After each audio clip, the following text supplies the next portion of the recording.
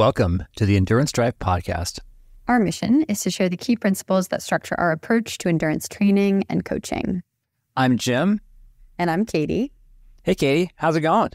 It is good. It is September. It's fall. It is the best month for weather in New England. Well, I see here in the program notes that you want to start with your gear pick of the week, which says here the pumpkin spice latte from Dunkin' Donuts. Is that correct? That is correct. We might have another gear pick of the week later, but I will say it is pumpkin spice latte season, which is an amazing treat for the middle of your fall bike ride. So challenge of the week, go order yourself a pumpkin spice latte. We're mixing it up. Okay, I'm going to continue on the mix-up program here, which is I'm going to jump right into a coaching and training insight because it is related to this. And so after you pick up before you pick up your pumpkin spice latte, before you go to your race, make sure you bring a coat and tights and hat and gloves because you know what? It's like super cold out there in the morning right now. Yeah, it totally is. I often like to start my days. This is also maybe a coaching and training insight, but I've been starting my days with a little bit of sunshine, a little bit of natural light. And I have been needing a sweatshirt and a blanket to go sit outside on I have a little roof deck. And I sit up there and I've been frozen in the morning. So I don't know. We were complaining about the heat for the whole summer and now we're complaining about the cold, but it's pretty nice. It feels great for all that running and biking. Yeah, Mount Washington had their first Rime ice a couple of days ago. So yeah, I think we are officially back in fall. Oh, and vocab word of the week, what's Rime ice for people that aren't from New England or don't know what it's like on top of Mount Washington? Oh gosh, going to put me on the spot here. What's that ice that forms like in sort of in a feather, like glums onto things and sort of forms in a horizontal way as opposed to like a sort of, I guess, a vertical. Yeah. Interesting. That's super cool. Well, this is a geology podcast now. So get all of your geology information, your pumpkin spice lattes, and all the other chaos that's happened in the first 90 seconds of this right here. I thought this was a psychology podcast, honestly. So we're going to get into that with coaching and training insights. Okay, so I've led with the coaching and training insights. Do you want to go back and forth? Do you want to go with one back now? Okay, I think that sounds good to me. I think let's get back into our standard programming. We've gone on a wild ride so far, and let's kick off some real coaching and training insights. So my first one, right now, we've been talking about my off season, and my off season is progressing nicely. And we've talked about how at the very beginning of the off season, you're not really doing any structure. It's just doing whatever you want and having fun. But I've been moving through that really well. And so I've been thinking a little bit more about wanting to actually touch just a little bit of speed without overloading or taxing my body too much. So I'm going to share a couple of suggestions. If you've, done maybe 4 to 6 weeks of a true off season, it can be okay to start mixing in a little bit more intensity. So the way I've been doing that is I've been swimming like maybe once a week, but I've been trying to throw in somewhere between 4 and 8 25 fast in the pool. So it's just one length down the pool, doing it really fast with a lot of rest in between each one. And again, this is going to take me maybe 16, 17, 18 seconds. And so there's not a lot that's happening, in terms of really overloading my body, but I'm touching a little bit of speed. Similarly, you can think about doing strides at the end of a run. So that's basically just like 20 seconds of accelerating, holding a fast pace, and then decelerating. That's a really nice way to touch speed at the end of your run without getting your heart rate too high. You can do high cadence pickups at the end of a ride. You can do sprint pickups during a ride. But the point is here that these are super, super short and they're all very organic. But I find that if you do just zone 1, 2 all of the time, it can leave you feeling a little bit sluggish. And here we can ground in that intention of the off season, which is not overloading the body while still just touching a little bit of that speed. So I've been having fun doing that in all of my swim bike runs recently. Yeah, that's great. Yeah, we try to do that during the season as well too. But right, yeah, speed is like this easy come, easy go kind of thing. And like you say, like you just train zone 1, zone 2, which is what we would do 80% of the time, and it can leave you a little bit flat. So yeah, I love all these pickups. And it always makes me feel good, especially the stuff at the end of a bike ride. The high cadence work at the end of the bike ride is probably my favorite way just to kind of stay fresh. Definitely. And I would say too, if you find that your heart rate's getting really high, I would actually tone it down a little bit. The point here is like take a lot of rest between these. You're basically getting that speed feeling without any of the aerobic shift when your heart rate goes just a little bit up. But yeah, don't overdo it, even if we give you license to step outside of that chill off season. Yeah, just throw your fast twitch muscles, just a little bone. Just a little bone, a little teeny tiny bone. Yes, we see you. We see you and acknowledge you, fast twitch muscles. But don't get too crazy. That's exactly right. Exactly right. Now go back. Okay, my next coaching and training insight here. So the pool that I swim at and the gym that I lift at is a 15-minute walk away from my apartment. And I didn't realize this, but this has actually been the most incredible organic warm-up for all of my swimming and lifting recently. And I only noticed it because recently I was in a situation where I was driving to where I was going. And so I had been in the car for even, I think, an hour and a half. And I got right out of the car and walked into the gym without a 15-minute walk warm-up. And the whole session, I was like, why do I feel so terrible today? And then I zoomed out and I was like, the only variable that changed was that I didn't have my 15-minute walk warm up. So I'm really glad that this works out for me most of the time. But I think I realized, hey, even if I am driving to the gym for whatever reason, I need to get out of my car and walk around the block to get 15 minutes of walking in. And I just want to recommend this to really anyone for any activity. If you can get that even 5 to 10 minute walk in before you go, tell the body that you're ready to move. It makes such a difference for how you're going to feel during the workout. Yeah, such a huge difference. And I think we're always trying to find ways to trick our athletes into warming up. And so maybe this is just another way of doing that.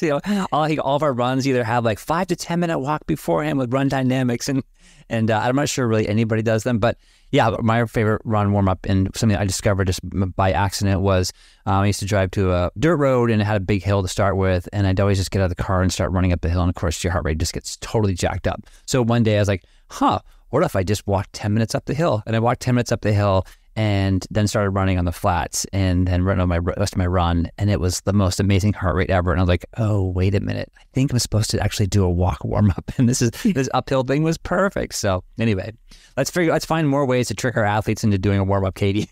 I think it's going to be, if anyone is looking to move or buy a house or rent a place, you have to make sure that it's a 10 to 15 minute walk away from your preferred pool or gym. And that's the number one selling point. Don't worry about the number of bedrooms, bathrooms, nothing like that. We just want to see 10 to 15 minutes away from your preferred pool or gym. And then you'll be That's perfect real estate advice. You heard it here first, folks. Yeah, and if you have small kids, don't worry about the school system either. It's just how far the pool is. Exactly.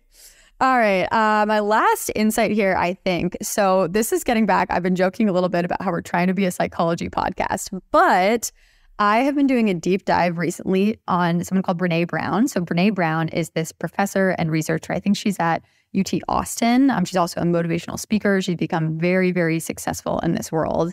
And she's someone who studies courage and vulnerability and shame and empathy. She has these TED Talks that have millions of views and a bunch of books and audiobook special, Netflix special, speaking engagements, etc. She's totally a stud. And I promise I'm going somewhere relevant with this. But she talks a lot about this idea of vulnerability. And that got me thinking a lot about how racing is something that's actually really, really vulnerable. And the reason that I made that connection was she talked about how what vulnerability is. It's not just oversharing what's going on in your life. It's situations that are characterized by uncertainty, risk, and emotional exposure. And it can be sort of this unstable feeling that we get when we get outside of our comfort zone. And so racing, she's not really talking about athletes too much, but racing for us as athletes actually is vulnerability in a really big way. So there's uncertainty because we have no idea what the race outcome is going to be. We may have trained perfectly and we get a flat or we get COVID or something crazy happens. So a lot of uncertainty when you go into a race. There's also a lot of risk. We may have a good outcome and we may have a bad outcome. We may win, lose, we may PR, we may blow up. Just even towing that line, you are taking a risk and putting yourself out there. And then there's often a lot of emotional exposure too, because if anyone else knows that we're racing, and most of the time people do, they're going to see us perform and they're going to see the emotions associated with that. It can be joy, it can be disappointment, it can be fear. There can be a lot of emotional exposure wrapped up in the idea that you sacrificed a lot to be there. Your support network has probably sacrificed a lot too, so you want it to go well. And so when you think of all these things together, I think, vulnerability and racing go hand in hand. And beyond that, I think she talks a little bit about shame. We could drill into that later, but it's important to keep in mind that if you have a bad race outcome, I think it is really, really easy to feel a little bit of shame around that type of thing because it is such a vulnerable thing to do. And if you think about others and how they perceive you, that can get really, really tough. So my tangent here is just to validate that racing is scary and it's vulnerable. And if you feel these feelings associated with racing, that's totally okay. I 100% do. But Brené Brown, who's amazing, offers some general considerations for kind of how to deal with these feelings and vulnerable situations that I thought we could turn around to racing a little bit. So first one is a little bit of self-kindness and compassion. If you're feeling this vulnerability, what would you say to a friend rather than just beating yourself up? Either it's just the vulnerability about racing itself or that outcome that's not exactly what you wanted. 2, think about common humanity. So that's a feeling that, hey, everyone deals with this in different ways. If you look around at our entire community of athletes, people have had good days and bad days, and most everyone feels some level of vulnerability when they're towing the line. So it's good to talk about it. And then the third one here is mindfulness is important. We talk about that a lot, but hey, observe your feelings. Like, hey, I'm really disappointed and I was hoping this was going to go well, or I'm, really nervous about how it's going to go. But you don't have to over-identify with those feelings. You just kind of acknowledge them and move on. We've talked about that with emotional regulation.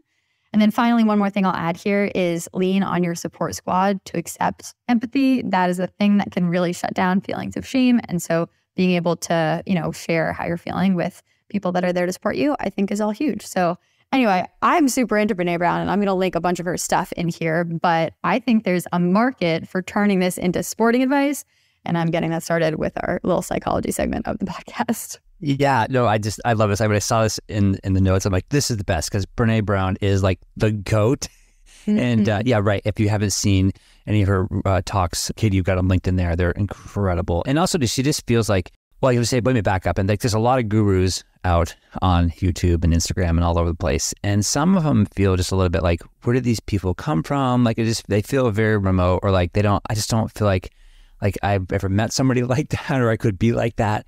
And Brené Brown always feels like your neighbor from like next door, who just feels like the real person. Yeah, you're like having a conversation with her in your kitchen, except it's in Texas. It's sort of the feeling that I get when listening to Brené Brown. Yes, exactly right. So I just feel like she's highly relatable. And yeah, she's just so compassionate and so down to earth that I feel like whenever she says something, it just resonates more because like, oh yeah, I want to know her, or she just seems like somebody you'd want to know, as opposed to just a guru who are like, well, that's good advice, but I don't really know how that always applies to me because it just seems so remote. But it may be the same advice, but coming from Brené, I'll say, okay, Brené, that sounds awesome.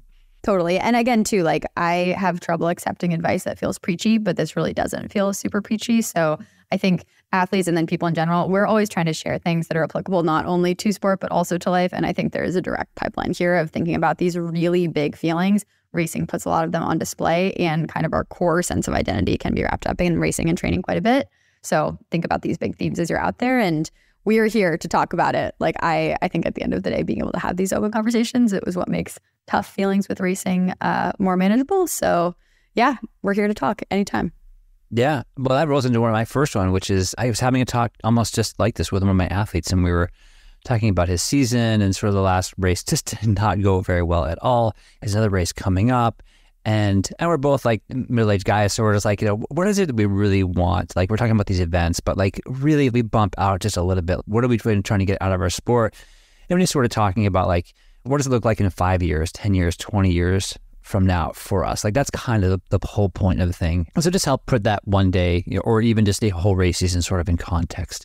And that is sort of that for me just unrolled into like, okay, so what do I really want from sport? And I started writing things down, and I realized, well, these aren't all the same either. So I put them all in 3 buckets. And so my buckets in the priority are, bucket 1 is fitness, wellness, social connection, and adventure. And I would say that probably this bucket 1 drives like 80% of my motivation.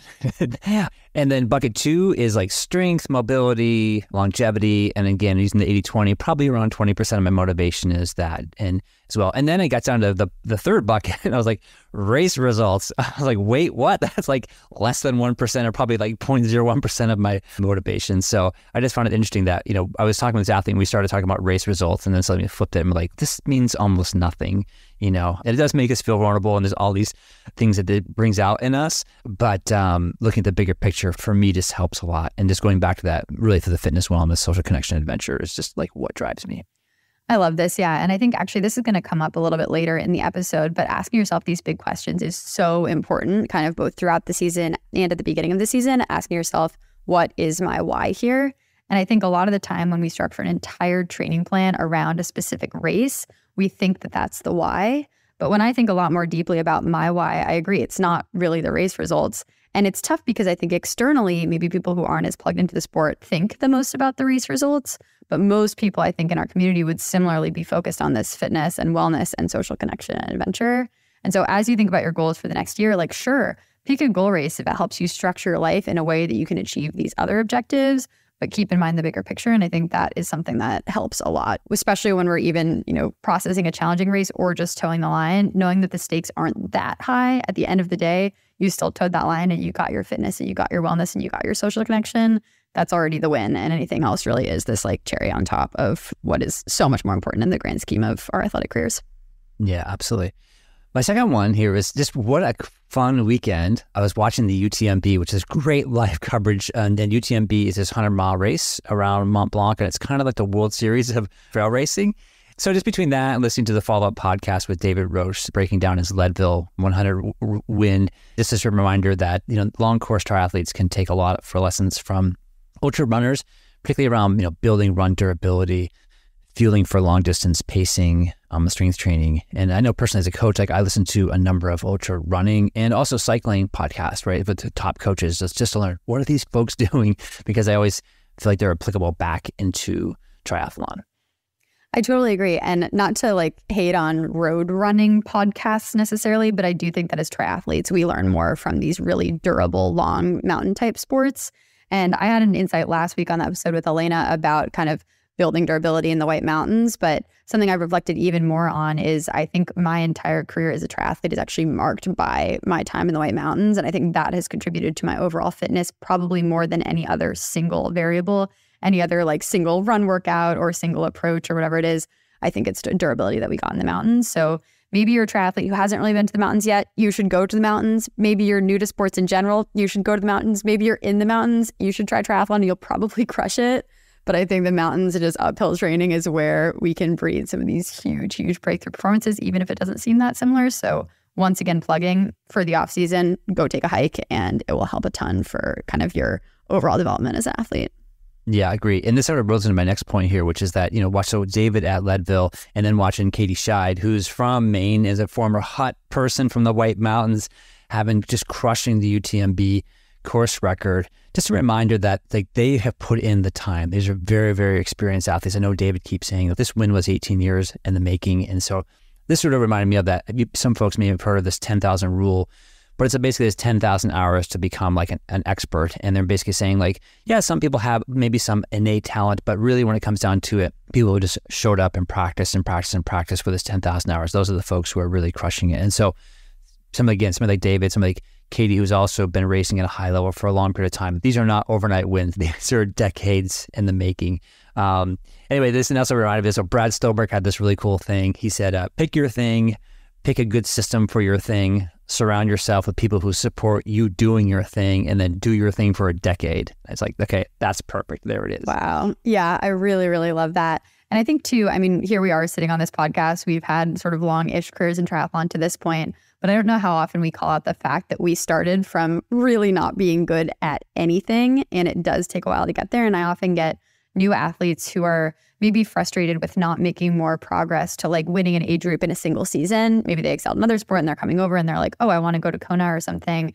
But the truth is it takes a really, really, really long time. And sure, there are cases where people kind of come out of the woodwork and things work out really fast for them. But usually if you go back, you can trace a thread through other sports that have, for example, prepared them for what they're doing. So just keep the faith and know that you can achieve a lot of things if you're willing to dedicate something like 10,000 hours to it, but it's probably not going to happen overnight. And I just wish that we could post a video on our website of me in the pool in the first 5 years of my career as a triathlete. And then maybe that would give a little bit more context to the fact that it takes a really, really long time to just not drown and then kind of get to a higher level.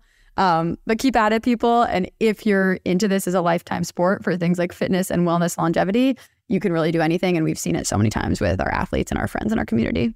Yeah, absolutely.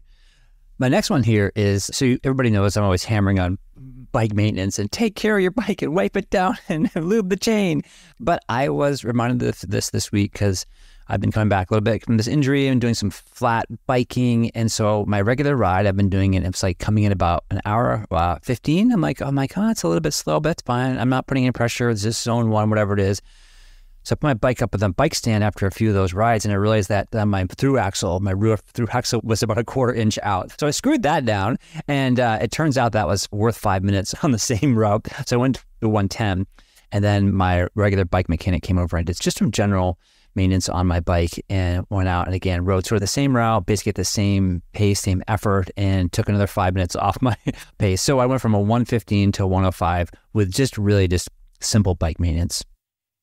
This is funny, Jim. This reminds me of one of our first rides outside when we were training for Ironman St. George. It was a century. I see you're laughing right now. A century done in March of 2022, I believe. and it was like wet and gritty roads and all this stuff. And I was having a really hard time, and I didn't know why I was having such a hard time. And you pulled me almost 100 miles, but I was falling off the back, like really, really frustrated. I think I was in tears for half of this ride. And finally, we got home and pulled my bike off and realized that the brake pad was rubbing so badly that you could barely even spin the wheel. And I had done 100 miles at that. So yet another example, like check your bike, check those little issues, and hopefully you'll be a little bit faster than I was that day and a little bit less upset at the whole situation. I remember thinking like, gosh, well, Gaze is not having a good day here. What's going on here?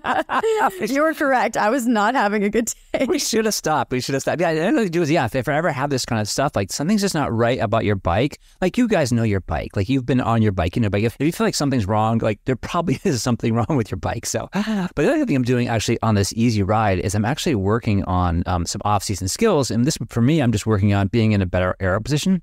And I'm on my road bike, so I'm not even on my TT bike. But I'm thinking like, okay, I have a cap of zone 1 watts and I have a certain route that I'm doing, and I can sort of, I got these times that I'm doing. So how can I improve these times without actually doing more? And so I've just been having a fun time, like thinking fast, thinking fast and acting fast is sort of a skill. And you don't have to be pushing more watts. You can just be like playing around with body position. And you can do the same thing also in swimming as well, and maybe a little bit in running, but mostly in biking because it really shows up. I love that. Yeah, I got out for a ride earlier today, actually, and I know I wanted to do like a Z1 recovery ride, but I challenged myself to say, what's the fastest ride that I can do at the lowest power and the lowest heart rate? So trying to maximize speed at lowest power and heart rate. And what that is being in a really, really good aero position and being efficient about, for example, the way that you take corners and things like that. But I think pushing like really low zone 1 watts, I was probably able to average on my TT bike like 18 point something miles per hour on a relatively flat route, which is cool to see, because if I were on my road bike, I'd have to push big watts to do that same speed probably. And here I was just totally chilling, like 115 heart rate and having the best time. It was great. And it's so cool. And so you work on all these skills, you get good at thinking fast and being fast. And then you marry that later on in your build period with actual like real watts, and you go, wow, I am going fast. So yeah, shout out to we go back to your whole thing about, thinking about speed, right? Thinking about speed for, the pickups or the fast 25s in the pool. Like you can go out and do zone 1 and just think about being fast. So anyway, that one. And my next one here is that I think probably all of you probably receive emails from various platforms and sign up for various newsletters. And I received one this week from a very reputable podcast platform who I follow very closely, and I really respect them. And part of their newsletter usually has a swim, a bike, and a run workout. I'm always just check them out because they're really good ideas, and there were no secret workouts. And so if I see a good workout, I'm like, oh yeah, I'm taking that one. I'm going to include that one in my workout library. So I saw one and say, hey, improve your run speed. And I thought, oh, that's great. So I clicked on it and it came up. And the workout was, there was 3 workouts. And the first workout was 16 miles with 8 miles at threshold pace, like 10K pace. And I thought, oh my gosh, I don't know if I have anybody who's running, very few athletes who run 16 miles, let alone 16 miles, including 8 miles at 10K pace. And then I thought, okay, maybe that's just sort of an outlier. And I looked at the next workout and it said, okay, this is a 5K pyramid, which is kind of a cool thing. But then I started adding up the numbers and I realized this is 30 minutes at a 5K pace. I thought, okay, wow, this is super beefy. And then the next one was maybe like a zone 2 type thing. But anyway, it sort of got me thinking that, when people like maybe coaches or other folks put stuff out there, like to put some sort of, allow people to scale these workouts, because it made me sort of feel like, oh my gosh, like I couldn't do this workout and most of my athletes couldn't do this workout. So I don't want people to feel bad when they see these workouts from reputable coaches, reputable platforms, that they can't do them, because they can do them. And we're all just, we're all at our own pace here. So anyway, just a big grain of salt. And if you ever have any questions about seeing a workout that you think would be interesting, feel free to run it by us as well. Totally. I mean, I think this goes back to, we get asked a lot now as coaches, like, do you guys post training plans? Do you have an Ironman training plan that you can give me or something? But the point is, everybody is so unique that we can't actually just say, hey, this is the Ironman training plan. We are all about meeting people where they're at. And I think the best path to injury is to try to do a workout that's too much, too fast, too soon. We talk about this all the time. So be careful about even downloading like any type of training plan, because it doesn't know you. It's just a spreadsheet, and your unique things, even if it says, for example, beginner, telling you like you're going to run 6 miles and you're a beginner if you never run before, like 6 miles is crazy. That's a lot. You're going to have to run walk for probably 20 minutes for like weeks and weeks before you get there. So just be careful and avoid that too much, too fast, too soon. Yep. Awesome. Okay, I think that's it for my coaching and training insights. Anything from your end? That was a really good set of coaching and training insights, but I think our listeners are going to be excited about this main content for today because as it is the off season, we've been talking a lot about sort of next year, big goals and big agendas, but I don't think we've ever done an episode where we actually tell people how to plan your race calendar and how to choose goal races for next year. So that's going to be our main topic today. This is somewhat similar to a couple episodes we've done before. One is our very first episode on season planning, which we will definitely redo because we were absolute noobs at that point. But some of the information is probably valid there, as well as we have an episode on wanting to do an Ironman. But what we're going to drill into now is kind of the questions that you should be asking yourself that can help you come up with the right race calendar because of your schedule, because of your abilities, because of your technique, skills, gear, etc. So I think we're just going to launch right into it. And Jim, you have a really helpful schema for thinking about what level you are at as an athlete and how that can help you choose what race to choose. So why don't we start with that? Okay, great. Yeah, I think this is sort of unique because we never really hear people talking about like having a sort of this honest assessment like of your current triathlon skills and knowledge. But Katie, you and I, we coach a lot of what I'm calling here level 1 athletes. And so we see this a lot. And then we see if we get level 1 correct, then we can sort of set people up for a long triathlon career. So anyway, the first one here is a level 1, which describe what that is. So usually it's folks who are new to the sport of triathlon. They may know nothing about triathlon and they may be coming from other sports from either high school or college.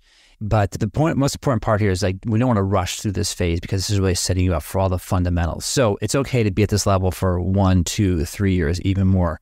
And typically at this level, most folks are training somewhere in maybe the 4 to 6 to 8 hour range. So anyway, we have a list of sort of skills that we'd love to see everyone work on in level 1. So for swimming, for example, like just number 1 is like learning how to swim. Like that can take a couple of years to really learn how to swim well. I mean, Katie, when do you think you really felt like you kind of got a grip on swimming? Oh gosh, I mean, I think it did take me probably at least 3 or 4 years to be a somewhat decent swimmer. And I think we say something about it's like 100,000 yards is taking another 5 seconds off your threshold pace. That's a lot of yardage. That could be a full year of swimming or longer. So yeah, it was at least 4 years for me to get to a point where I was pretty competent in the water. Right. So just starting off here, like level 1 could be a 4-year thing, right? And then on top of that is then, we learn how to swim in a pool, but then we need to learn how to swim in open water, which, as we all know, is a whole different beast. And then in open water, we need to learn how to open water sight and navigate. And we also need to own a wetsuit. So, which is all to say at the end of level 1, we'd love to be able to see you be able to swim about 1,700 yards continuously in open water in a wetsuit, sighting every 7 to 9 strokes. And again, probably that's at least a 2 to 4 year skill to build, I think, within most triathletes. Definitely. And that's kind of corresponding to around Olympic and half distance. That's like a 1,500 yard swim to a 2,100 yard swim is sort of the distance there. So once you've mastered that, you are in pretty good shape for at least the swim of a triathlon. But that's actually a pretty big ask. Being able to get in open water and often not a lake, like choppy open water, different conditions, and get that sighting in without having a panic attack, I would say it's a pretty big deal. So don't worry if it's taking you a little while to get through that level. Yeah, and the good part, I mean, this is probably the hardest one is the swim part because also people have a hard time with getting access to a pool.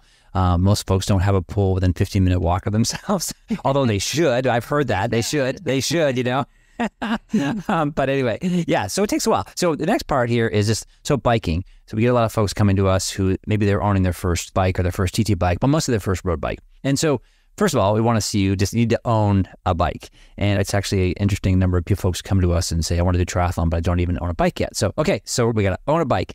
And then we got to be able to get these clipless pedals. And that can be scary. And we got to be able to learn how to go clip in and out of those pedals. And then you have to learn how to be comfortable riding on the open road. And again, that's kind of a scary experience and a whole other set of skills. And then when you're out on your bike, you need to be able to learn how to drink and eat from your bike. And I have folks now who are doing Ironman who still aren't maybe that comfortable, right? Doing that. So again, it could take a couple of years to own a bike, to get familiar with your bike. And at the end of this, again, this level, we'd love to be able to see folks ride, 25 miles safely on the open road, navigating traffic, navigating other riders, which can be really important, and also be able to eat and drink from your water bottle while riding. And I would say a couple of maybe misconceptions about this level is you might say like, oh, I bike all the time, but it's on a Peloton, for example. That's gonna be really different from riding your bike outside. Or like, I bike outside, but it's on my bike path. you need to know how to really be on those open roads and navigate things like traffic and other riders, because often these courses are not going to be closed and you will be dealing with obstacles and other people. So just keep in mind that even if you're comfortable with spinning, that's not exactly the same as the biking skills needed to do a triathlon. And I have seen people try to do all of their bike training inside. Obviously in the winter we need to be inside, but you've also got to get outside. So that safely riding 25 miles does mean outside open roads, not just on the Peloton. And the last one here is just being able to run, up to 6 miles in a zone 2 heart rate. And again, most folks sort of get there sooner rather than later. But again, sort of all told, we'd love to see our level 1 athletes have these types of skills. And what's appropriate for level 1 is basically sprint and Olympic triathlon. So if you're thinking about getting into triathlon or you're in triathlon now and you're racing, you can use the above skills sort of as a checklist to say, can I do all these things? And if you can't do all these things, think about next year going, okay, I need to learn all these skills. And because if you can learn all these skills, then you're going to be a decent little triathlete. But think about, probably 80% of the folks that we're talking to right now on this podcast probably are maybe 70% are still sort of in that level 1, I would say. And that's totally okay. We were all there too. Just keep in mind that this is an amazing part of your journey and you can crush it at these sprints and Olympics. We're not saying don't be a triathlete. We're just saying maybe don't sign up for an Ironman or a half Ironman, which I think is a pretty good upshot here, is level 1 athletes probably won't have the best experience doing these much, much longer races if, for example, they're just not comfortable being in the open water at all, or they can't drink and eat on the bike. Then you should be cautious about signing up for those long races. And what happens when we have level 1 athletes? It's funny, as Katie said, we're here to support your hopes and dreams and desires. And we were all at this level 1 point. It took me, I was at level 1 for many, many, many years. It's gonna be a long time, probably 4 to 5 years to really understand the swimming part of things.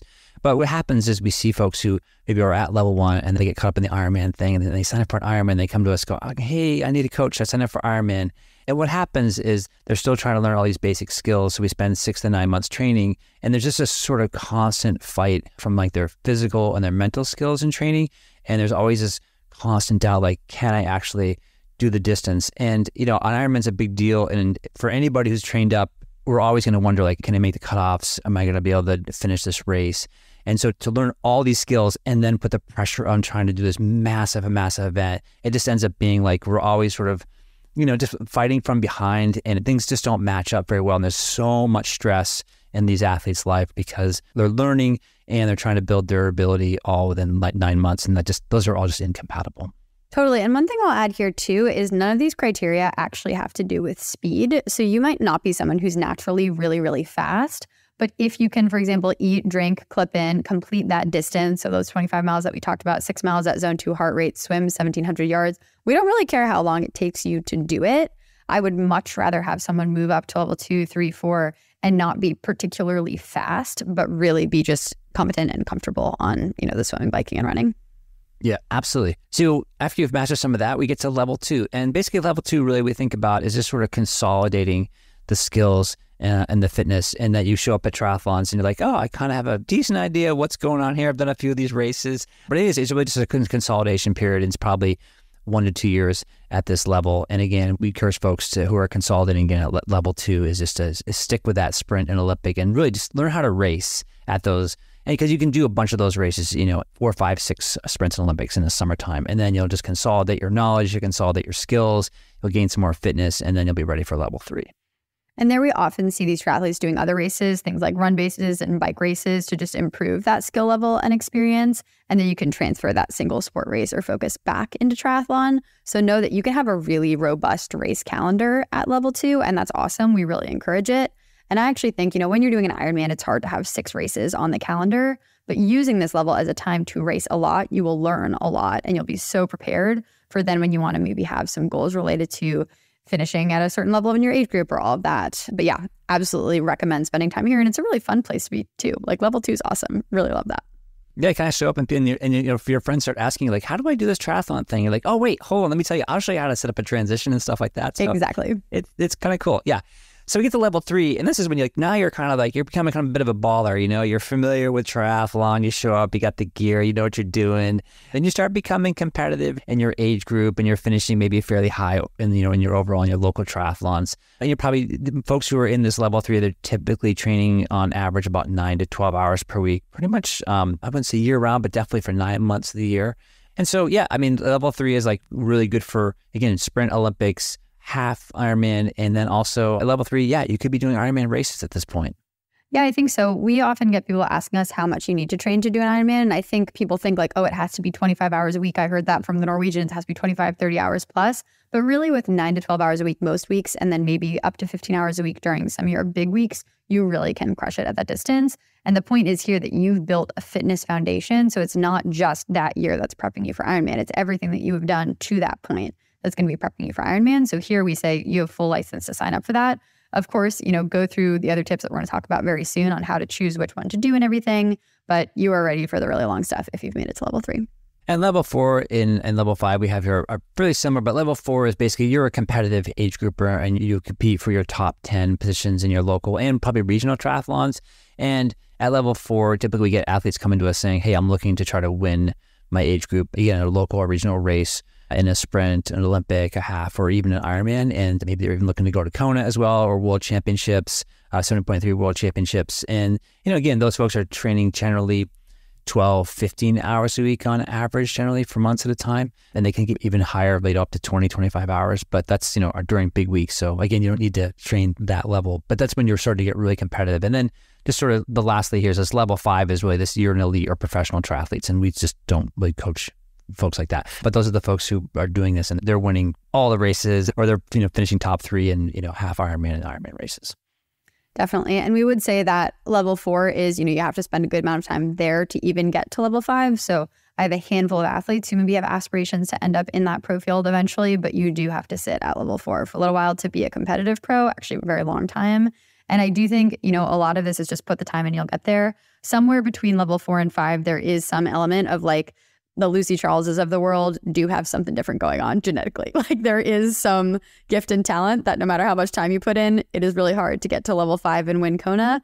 I don't think we have a ton of people that are listening that have those aspirations, and I don't want to shut anyone's goals down, but just keep in mind that I think the amount of time it gets to get from level to level to level, it varies. And then at a certain point, you also do get some of these factors that, some of us hit the DNA lottery and some of us don't with respect to who's going to win Kona. I think it's safe to say that both you and I have worked hard for what we have in athletics.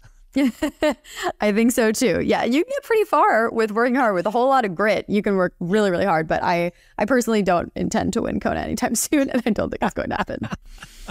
Keep showing up, right? Yeah. So anyway, that's just sort of a skills-based approach to look at, honestly assess where you're at. And then that really sets you up for what kind of races should you be signing up for coming up next year. But there are also some other factors as well. Katie, what else we got here? Yeah, so we talked about this early in the podcast, but you are doing this honest assessment of your skill level and what you're ready for in terms of picking, like, is it sprint, is it Olympic, half, or full?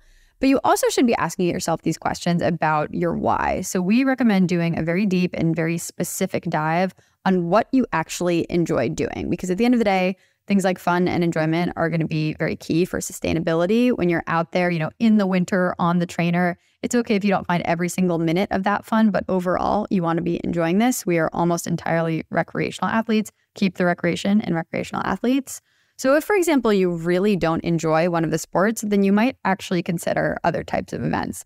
And I was thinking about this, like we always joke about how I don't love swimming, but at the end of the day, I love what swimming does for my body. It makes me feel better. And once in a blue moon, I have a swim that I actually enjoy. And I think I've also learned that maybe I don't like swimming so much because I do a lot of it by myself. But if I go swim with people, I really like it. So there are some caveats here. Again, we're not expecting you to be over the moon at every single workout that you always do.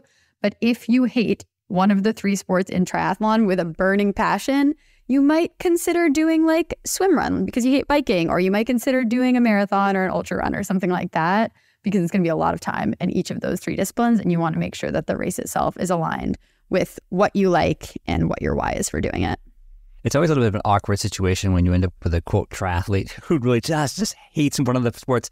And I totally get it. Like each sport has its pluses and minuses. And so I can be convinced either way that swimming sucks or running sucks or whatever. But it's always interesting to have those conversations with folks and be like, it's okay. We can tack to other sports. We can do a single sport focus. We can do duathlon, whatever it is. Like you don't have to be a triathlete. There's so many other cool things to do out there than just triathlon. Definitely. And I would say too here, the tangible thing to do is actually ask yourself, you can journal about it or write it down. Like ask yourself, why am I swimming? Why am I biking? Why am I running? Why am I strength training? And why am I racing? and get answers to those 5 questions. And if you can come up with something good for each of those, like, yeah, you're probably a pretty good triathlete. But I've even had people go through that exercise and realize like, oh, wow, I love swim, bike, run, and strength, but I don't really love racing. And guess what? You don't actually have to race. Like, that's okay. It's okay to just train. And sometimes racing helps us come up with structure for that training.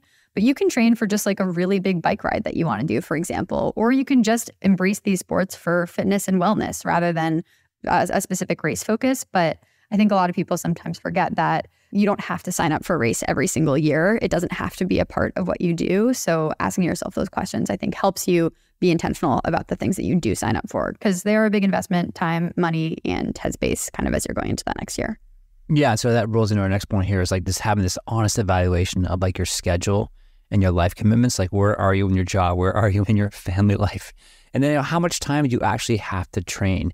And like we said, do you have regular access to a pool? I know a lot of folks who just like say the closest pool is 45 minutes away from me. I'm like, oh my gosh, but they can open water swim in the summertime near their house. But in the wintertime, it gets really hard to do that. So again, like, do you have a safe place to ride your bike? And then probably most importantly, you know, is your support network, you know, your friends, your spouse, your partner, are they in line with your goals?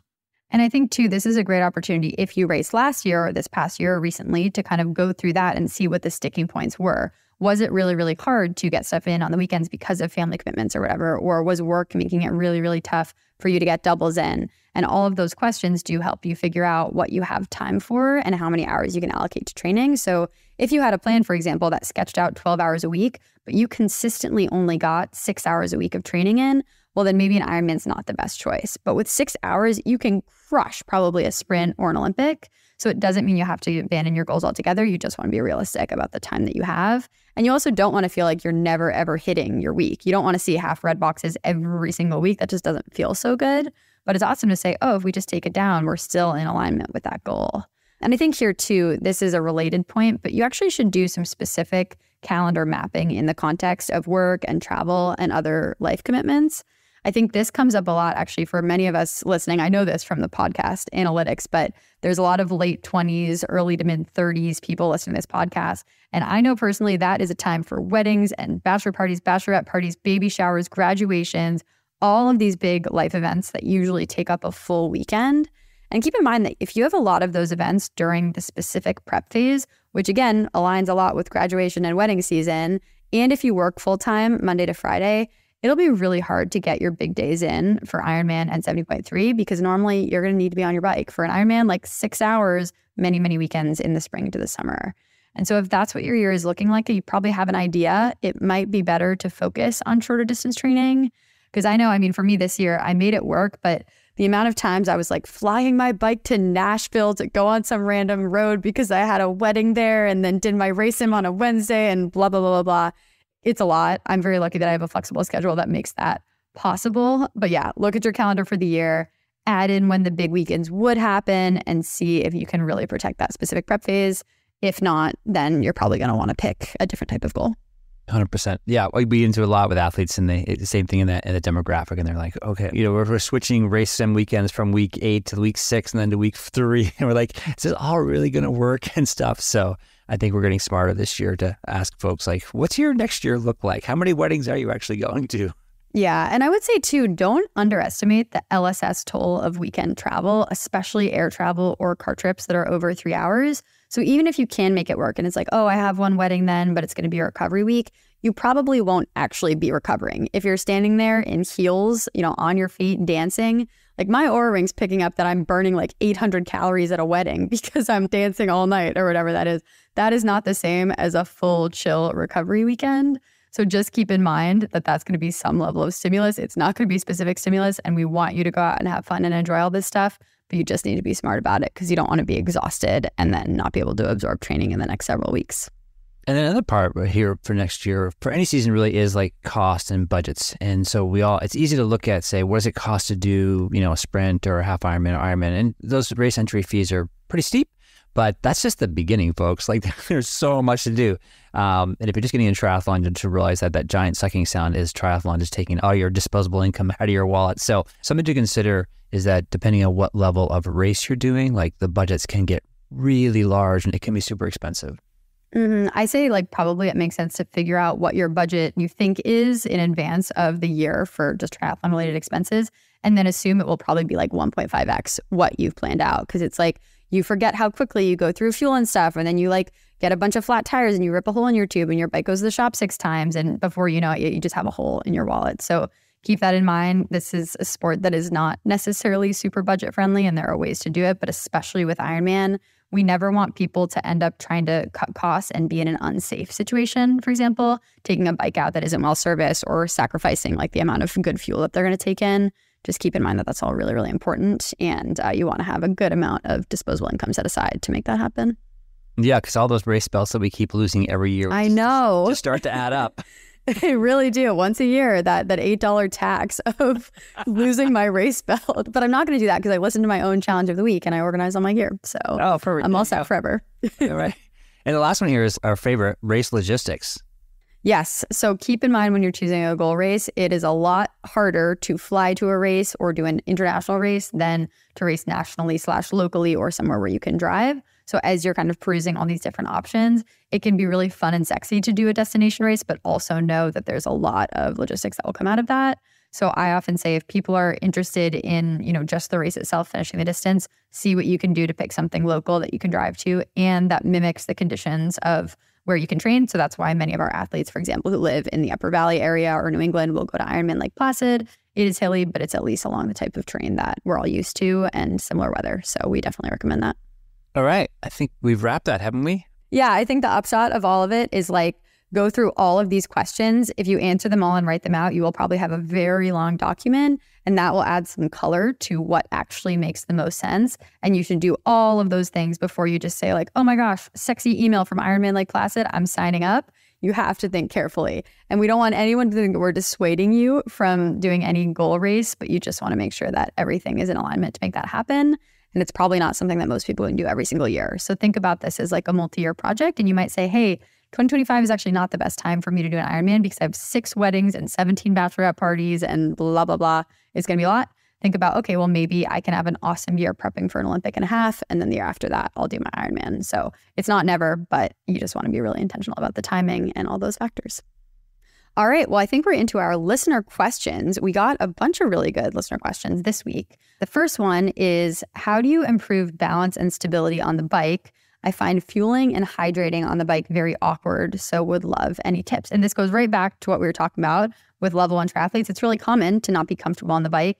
And this is especially true, I find, when people switch onto like a TT bike.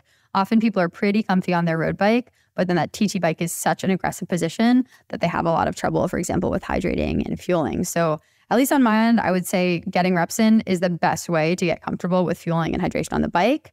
I personally recommend finding like a flat and quiet road. It can even just be in your neighborhood and going out and literally practicing like take a hand on, take a hand off, back and forth. And then say hand to touch the bottle and back and forth, hand to touch the back pocket, back and forth. Take the bottle out, put it back in. Take the bar up and unwrap it. There's so many different steps that you can do, but you want to break down these things that seem simple into specific action items and then level up the difficulty in those action items. And once all that is really smooth, you can experiment with doing it at faster paces or on other roads. But like all things, taking it slow and getting those reps in, even with short 15 to 20 minute technique rides, can lead to some pretty fast progress. And you don't have to think about this as a workout itself. Like I could imagine a world in which it's still light out, you might eat dinner and then say, hey, I'm going to go hop on my bike for 15 minutes, go out and just practice touching my water bottle and taking my hand off. And before you know it, you're going to be really comfortable doing that without thinking about it. Yeah, we talk about these things called these exercise snacks that are 20, 30 minute runs. But it can be a technique snack, which is going out. Yeah, I love this, going out for 15, 20 minutes just to practice a technique. And yeah, I totally agree with everything you've said here. And, we always say like time in the saddle sort of solves everything with biking. And I wish there was a shortcut with biking because it does take some time. And the stakes are a little bit high out there on the road, because you want to know what you're doing out there. But I think these are great tips for getting more comfortable on the bike. All right, next question. This one's for you, Jim. I heard there are 3 paces when it comes to swimming. Maybe this listener heard that from our podcast because we said that. How can I determine my fast pace other than, quote, if I swim X more meters like this, I'm going to be in cardiac arrest, end quote. Well, I think the first thing you do is you buy these really long fins and then... It's really fun. I highly recommend that. And then just sneak them into the Ironman and no one will notice. Get like a nude color and you'll be all set. Right. Exactly. Yeah. Get long fins and sim shorts and off you go. So yeah. So when we go to the pool, we like to think about having 3 speeds. And so when we think of, we often in our swim workouts, we'll say like fast. And what I mean by fast means we usually have like it's the 25s. And Katie mentioned this earlier on, like just incorporating some level of 25 touching speed during the off season and during the season. And so you'll often see with our swim warm-ups, we often end with 4x25s, super fast. So that is what we mean by fast. That's your sort of your first upper end speed. And then your second speed is this threshold. And we talked about this a couple episodes ago about your critical swim speed, and we put a link in there. But basically this is, what can you swim for if you were doing, say, 10 by 100 on, say, 10 seconds rest? Like what is your average pace for that? That's sort of your threshold speed. And that's sort of the medium speed. And then ideally, hopefully, and this is the hardest part, I think, for triathletes, is actually developing an easy speed. And this speed should be at least 10 seconds slower than your threshold pace. And it's really, really hard to do, especially when you start swimming, because you are trying to just stay in the water and you're kind of flailing and your head is screaming, hey, put your head out of the water. And so there's a lot of energy being spent and it's hard to have a couple of different, 3 different speeds. So typically we see folks who have a fast speed and they have sort of this threshold speed. But also during your warm up and your cool down, just really think about technique and really think about just really, really, really slow. And then just use the pace clock on the side of the pool if you have one there, and just say, okay, if I'm swimming, say 140 threshold pace, my easy stuff should be like 150. Definitely. And I will say gear can be helpful here. I'm not specifically going to recommend the long fins, but for example, throwing on paddles and buoy, that's a great way to not have to worry so much about your body sinking. And there you can say, hey, these are my fast paddles and buoy. This is my moderate. This is my easy, because it just takes out some of those variables. And then the reason we like gear is that once you start taking the gear off, then it's easier to do that with regular swimming. But if you're really, really struggling to tap into 3 speeds, then I would do it with gear first and then just take the paddles away and then just take the buoy away. And then you'll have a lot more control.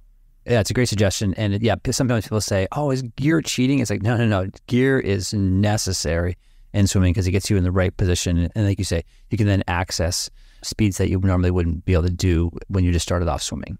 Totally. And gear also rocks because if, for example, your legs are trashed from strength or from biking or from running, you can go do an amazing set in the pool without actually kicking if you use a pull buoy. So that's just an example of ways that gear is awesome. And I don't know, I feel like probably 50% or more of the yards that I do are all with gear. So I think my swim bag gets like bigger every year. I sort of I keep buying bigger and bigger swim bags. I show up like Santa Claus at the pool, who needs some fins? And you've been a good little girl. How about some paddles? You put in a sleigh too. You go down the hill, down Union Village Road in a sleigh with all of your swim gear. Yeah.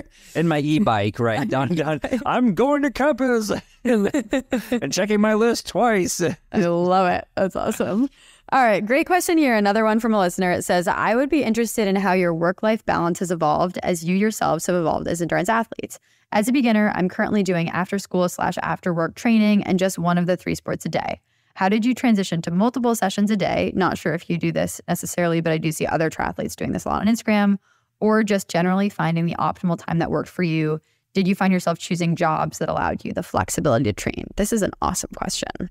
Yeah, that's a great question. I think it's so individual too. Do you want to go first on yours? Sure. Yeah. Okay. So I can put in my 2 cents on this. I think for me, this is actually going way back in the Katie archives, but in college, I did an internship for, I think, just 1 semester or 1 term. It was like maybe 12 weeks long. And I worked in a congressional office, and it was a standard like 8 to 6 type job. And I was training for my first half Ironman at the time.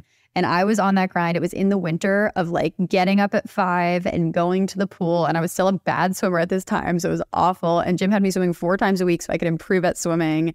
And I hated everything about that type of schedule. I'd basically do 1 session in the morning and then 1 session around like 6:30 after I finished working. And then I was having late dinner, and it wasn't great for me. And after that experience, I told myself I cannot do a job that has these types of hours.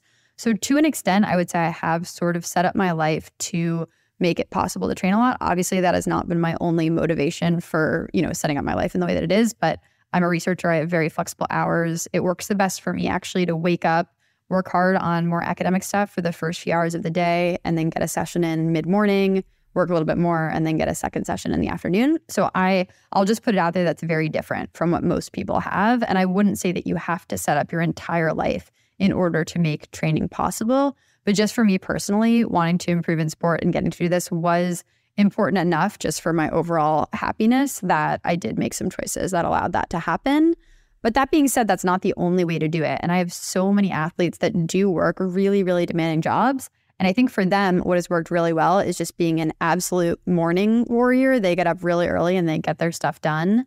They're very efficient about, for example, if they're going to the pool, they might also lift because it's the same place. If they have less time in the morning, they might go for a run or hop on the trainer because it's shorter. And they are total weekend warriors. So we say, hey, we're not going to train for more than, say, 90 minutes on like Monday to Friday, but we're going to get in that really solid 4-hour ride on the weekend. So again, there's lots of different ways to do it. And it gets even more complicated when you add things like kids or other commitments that make it really, really tough. But I think start with mornings if you have that standard, 9 to 5 or 8 to 6, whatever schedule, because we find that it's really hard if people save their workouts to like 7 o'clock at night to eat well and sleep well and all of that. Yeah, and I think that's just where the exercise snacks come in, either as a primary workout, like before work. And so, for example, like I'm not a morning person. I kind of hate morning. But if I know this is like a 30-minute run, like anybody can get up and get the time to do that. And I feel like I can get out the door, do a 30-minute, and then maybe I can do something later on. But yeah, but for me personally, like I was an entrepreneur, and so I had a very busy business, and I was working 7 days a week, but I had a lot of flexible time. So I would basically be answering emails at 24 hours a day, but I still had some time in there to do. And so I was able to fit in, doubles a lot for many, many, many years. But again, recognize that not everybody is in that same role. And Katie, as you said, like if you're not a morning person, consider becoming a morning person, even if it's just exercise snacks. And I find that also like asking the bigger picture of like, what is it that you really want to accomplish in the sport? I think that really drives everything. And so once you are very clear on your mission, then like your daily decisions and your actions will just sort of fall into place. Yeah, I totally agree with that. And I think too, you see a lot on social media. This actually came up in the question talking about like seeing different people on Instagram doing various things. But just know that there are so many different roads to Rome and how to achieve your goals in sport. So maybe just a sidebar on all of this is ask yourself whether that content is actually helping you figure out what works the best for you and your life and your reality. If it's providing inspiration for that, that's awesome. But if it's just creating a little bit more anxiety about what you should be doing or what that looks like or what somebody else is doing, that's a good cue to maybe just curate your following just a little bit. Because I'll see stuff out there and be like, oh, is it bad that I didn't do my run at 4 a.m. because I went at like 10:30 a.m. or something? But the reality is my brain works the best really, really early in the morning. So I just need to sit and drink my coffee and get my emails and my coding and whatever that is done on the research side. And then I get to reward myself with the workout a little bit later. And that's going to be different for everyone. So just you do you. And there's many, many right ways to do it. But yeah, we also welcome feedback from listeners on how you all make it work with schedules. Because I think, Jim, you and I probably have more flexibility than the average person, which has led to more of an ability to say, hey, the weather's amazing. It's Wednesday. Let's go for a big ride during the day. Speaking of these 4 a.m. workouts, I always see them too. Like I cold plunged at 4 a.m. and then I lifted weights. And actually, I think it was Brad Stulberg this week on Instagram said something to the effect like, the real win isn't the 4 a.m. cold plunge, but the real win is getting your 4-year-old out to preschool without losing your shit in the morning. Yes. And really want to shout out to all of our athletes with young kids. It is so hard and we see it a lot. And that's not something that you or I are actively dealing with right now, Jim. I mean, you dealt with it in the past and I will deal with it eventually, but that makes it really, really, really hard. And so just want to shout out and validate that if all you can get in is like you're running around after your kids that day, that is okay. We're here to support kind of any path to those goals. And that also kind of ties in with doing this realistic assessment of how much time you have. Because of course it's important and fun to be spending time with your family and all of that. And we just want all this to fit in the way that works best for you. So that's what we're here for as coaches. Yeah. Go mom and dads. Yeah. We're here for it. So, okay. Wow. We got another great question here is, what is your podcasting process? And this is kind of eye-opening. Katie, you wrote up sort of an outline here. And I was like, oh my gosh, we do all this? This is, wow. Yeah, it's interesting. I mean, I guess this goes out to anyone who's wanted to try a podcast or like podcasting. We have learned all of this relatively organically, but I guess we'll tear back the curtain a little bit and tell you what we do behind the scenes. So what happens is first, one of us will usually come up with an idea for the podcast and pitch it to the other one. And for me, actually, these ideas flow the best when I'm swimming or biking or running. So I'll be out there for a ride and I'm like, oh, what if we did XYZ? And I'll note too that way back in December when we started the podcast, we made a list of probably like 15 or 20 ideas. But somehow now I feel like we're still coming up with fresh ones or new takes on a similar theme. And all of these new ideas are way better than our first list of ideas. especially because we've had fun kind of bringing all these different segments. So anyway, starts with the idea. Then we'll text the other person and be like, hey, how's this idea? And sometimes we workshop it a little bit. And Jim's like, I want to do an episode on VO2s. And I'm like, no. Generally, we're pretty aligned. And we next kind of build out our outline together. So we work in Google Docs. And if you didn't know this, we actually put all of our outlines on our website in the extended show notes. So you can see almost exactly what we're working off. We clean it up a little bit. And it's not really a script, but we do spend a lot of time sketching out the points that we want to make, and we refer to it throughout the recording. So I'm reading my notes right now just so we can stay on task. And then at least 4 days before our release date, we will record the episode. So that's why sometimes we'll talk about something that has a little bit of a confusing temporal line. Like we were talking about, I think, UTMB on the podcast that came out last week and it was recorded before, et cetera.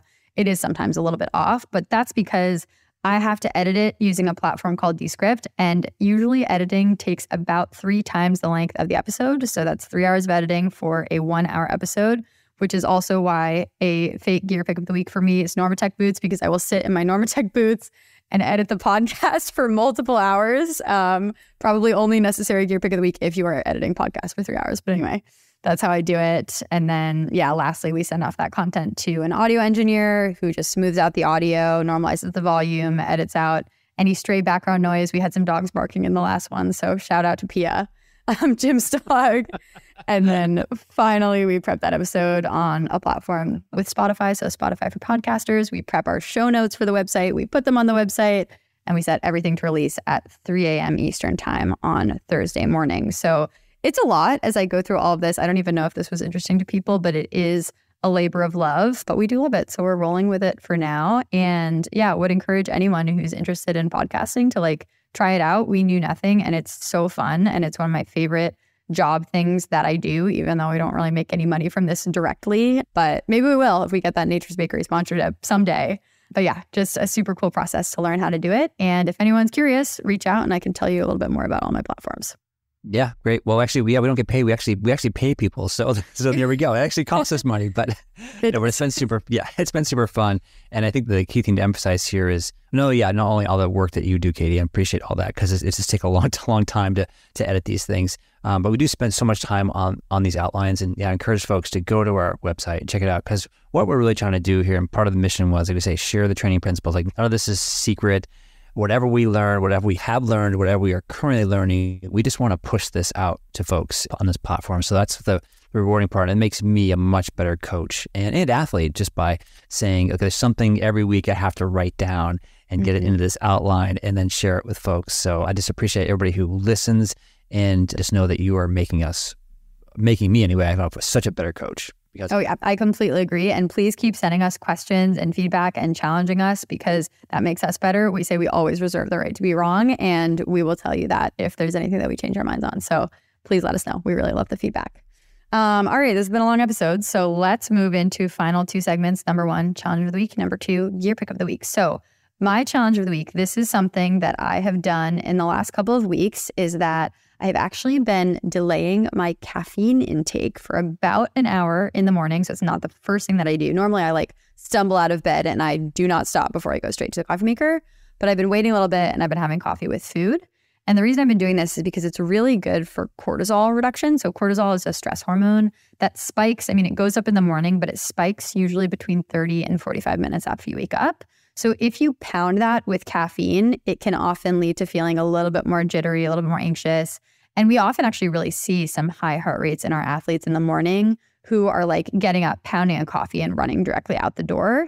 So just as an experiment, I've been delaying that. I've also been doing it because I've talked a little bit about trying to do some iron supplementation, and that needs to happen first thing in the morning. So all this is to say, I feel like I've been a lot more chill and zen and maybe a little sleepy for the first hour or so, but it's been awesome. So recommend trying to just delay that coffee a little bit and see if it makes you feel any different.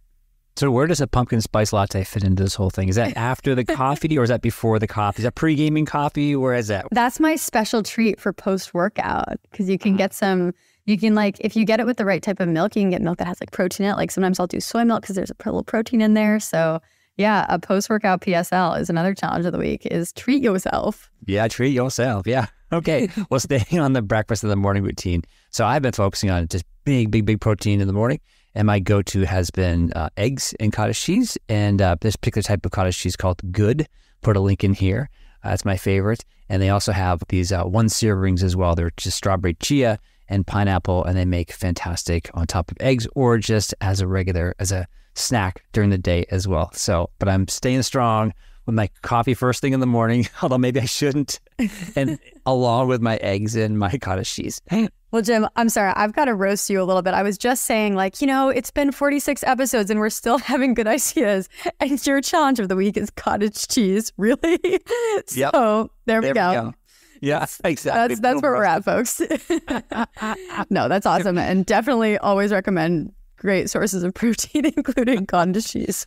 I guess we've run out of ideas now. We said we had those 10 to 20. That's it. We're at the end of the line. This is episode 46. We're done. Thanks, folks. It's been wonderful. Thank you for sending in all your comments, and we'll see you later. I just imagine if we were sitting in the recording studio, the very first episode in December of 2023, if someone said, so episode 46, you're going to have transition to talking about cottage cheese, I'd be like, oh gosh, we've aged. We've really aged in this podcast. You're at the end of the line when you rinse cottage cheese. Yeah, exactly right. Yeah. All right, well, enough on cottage cheese. Gear pick of the week. I still have a new gear pick of the week, believe it or not. So I'm going to recommend some goggles. We've talked about goggles before, but at the Sea to Summit Triathlon, I actually won a pair of goggles. So I got goggles and a towel and some other nice things. And it was this brand called Snake and Pig. I'm not really sure why, but I was sort of skeptical. They looked like kind of weird goggles, but honestly, I have loved them so much. They're super comfortable. They don't leave any marks around your eyes. And I've officially graduated from the kids' Speedo goggles that I found in the Stanford Lost and Found in 2019, which very dedicated podcast listeners will know that I mentioned as my go-to goggles recently. I'm not using those anymore because I have my winter goggles from Sea to Summit. So I'm linking these in the show notes, but recommend the Snake and Pig goggles. Wow, does Snake and Pig make fins too? I already have good fins. I recommended them 2 weeks ago, so that's nothing to worry about. True. Yeah, that's cool. That's cool. No, I looked these up. I'd never heard of Snake and Pig, so yeah, thanks for bringing that up. And my gear pick of the week is something I love. These are these massage lacrosse balls. They're super cheap. You can get 2 or 3 of them on Amazon for $9, but they are incredibly effective for muscle massage and release. And I will say, if you buy some and then put them on your glute max and roll into a wall, it'll change your life. Wow. And these are also great because it's really easy to travel. You often can't travel with a foam roller, but you can travel with a lacrosse ball. So I've literally been sitting in an airport, rolling on a lacrosse ball before, and it's really effective. So definitely recommend that as well. Yeah, you can also turn over as well and do a little bit of a psoas type of thing. And yeah, there's so many. Yeah, I love it. So go get some. Yeah. Good stuff. All right. Well, this has been a ton of fun. We love recording these episodes as always. We're coming up close on episode 50. I think I misspoke before too and said it was episode 46. This is actually episode 47. So there's so many that they're just blending together. But thank you so much to our listener community. We love you guys. We really enjoy all the feedback. So please keep it coming. And if you haven't yet, if you're new, please consider leaving us a rating or review on Spotify and or Apple Podcasts. That really, really helps the podcast grow. And yeah, just thank you so much for listening. Fantastic. Thanks, peeps.